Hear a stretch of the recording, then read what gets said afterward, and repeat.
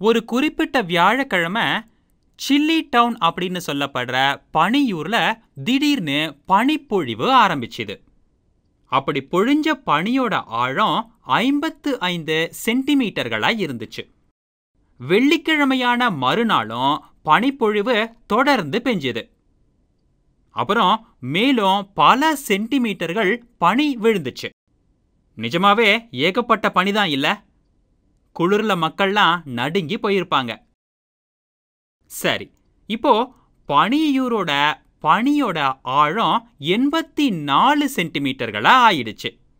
அப்படின்னா வெள்ளிக்கிழமை விழுந்த பனியோட அளவு எவ்வளவு? இப்போ இதைத்தான் நாம கண்டுபிடிக்க போறோம். கீழே அது சம்பந்தமா ஒரு படம் இருக்கு பாருங்க. இதுல முதல் நாள் வியாழக்கிழமை அன்னைக்கு ஒரு பனிப்பொழிவு நடந்துச்சு. அப்போ பனியோட ஆழம் 55 சென்டிமீட்டரா இருந்துச்சு. இதோ அது இங்க இருக்கு பாருங்க. இது 55 சென்டிமீட்டர் அளவுகொள்ள வியாழக்கிழமை வரைக்கும் விழுந்த பனி. இதோ இது வரைக்கும் 55 சென்டிமீட்டர். அதுக்கப்புறமும் பனிப்பொழிவு நிக்கல இல்லையா? தொடர்ந்து வெள்ளிக்கிழமையும் பொழிஞ்சிச்சு.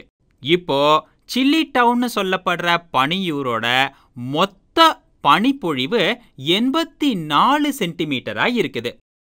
அது அளவுகொள்ள இதோ இங்க இருக்கு பாருங்க.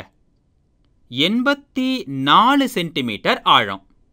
அப்படின்னா வெள்ளிக்கிழமை விழுந்த பனியோட ஆழம்தான் என்ன? இதைத்தான் நாம இப்போ கண்டுபிடிக்கணும். இப்போ இங்க இருக்கக்கூடிய அளவு என்ன? வெள்ளிக்கிழமையோட பனி அளவு என்ன? இந்த கேள்விக்குரியத்தான் நாம இப்ப நிரப்பணும். இதை எப்படி கண்டுபிடிக்கிறது? நமக்கு என்னென்ன விஷயங்கள் தெரியுமோ அதை முதல்ல எழுதிக்குமோ. இப்ப இது 55 சென்டிமீட்டர். அதோட இதை கூட்டினா, அதாவது இந்த கேள்விக்குறி சென்டிமீட்டரை கூட்டினா, இது வியாழக்கிழமை பொழிஞ்ச பனி. அதோட வெள்ளிக்கிழமை பொழிஞ்ச பனியை கூட்டணும். அது என்னன்னு நமக்கு தான் தெரியாதே. அதனால நாம கேள்விக்குறி அப்படின்னு வச்சுக்குவோம். இப்போ விடையா என்ன வரும்? மொத்த பனி அளவு, அதாவது 84 சென்டிமீட்டர். மொத்தம் 84 சென்டிமீட்டர். இப்போ நாம இந்த கேள்விக்குறியத்தான் கண்டுபிடிக்கணும். இதை கண்டுபிடிக்கிறதுக்கான ஒரு வழி 55 கூட்டல் கேள்விக்குறி சமம் 84. அப்படின்னா கேள்விக்குறி சமம் 84 கழித்தல் 55. வெள்ளிக்கிழமை பொழிஞ்ச பனியோட அளவு 84 மற்றும் 55க்கு இடையிலான வித்தியாசம். அதைத்தான் இப்போ நாம கண்டுபிடிக்கணும். இப்போ இந்த இடத்துல 84 இருக்கு. அதுல இருந்து நாம 55 கழிக்கணும். அது இந்த கேள்விக்குறிக்கு சமமாய் இருக்கும். இப்போ நாம முதல்ல ஒன்றின் இடத்துக்கு போகலாம்.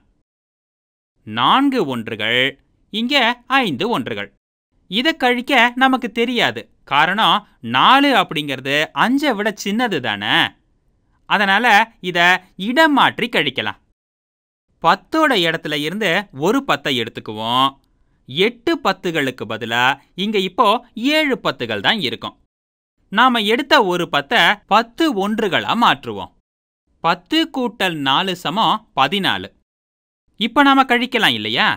14 ஒன்றுகள் கழித்தல் 5 ஒன்றுகள். நமக்கான விட 9 ஒன்றுகள். இப்போ 7 10கள் கழித்தல் 5 10கள். விடை 2 10கள். ஆக நம்மளோட விட 29 சென்டிமீட்டர் பனி. இதோ இங்க இருக்கக்கூடிய இந்த துண்டு 29 சென்டிமீட்டர்கள். இது நீங்க உறுதிப்படுத்திக்கலாம். அதாவது இந்த 55 கூட்டல் இந்த கேள்விக்குறிக்கு பதிலா 29ன்னு போட்டிங்கன்னா அது நமக்கு நிச்சயமா 84ங்கிற விடைய கொடுக்குது. அப்போ வெள்ளிக்கிழமை எவ்வளவு பனி பெஞ்சுது? 29 சென்டிமீட்டர்கள் பனி பெஞ்சுது. இதே மாதிரி கணக்குகள் நமக்கு ரொம்பவே சுவாரஸ்யத்தை கொடுக்குது. ஏன்னா இதுல ஒரு கற்பனை கதை இருக்கு இல்லையா? என்ன நடக்குது அப்படின்னு யோசிச்சுட்டு நாம படத்தை வரையணும். என்ன நடக்குதுன்னு யோசிச்சு படத்தை வரையணும். அதுக்கப்புறம் கணித வாக்கியங்களை யோசிச்சு எழுதணும்.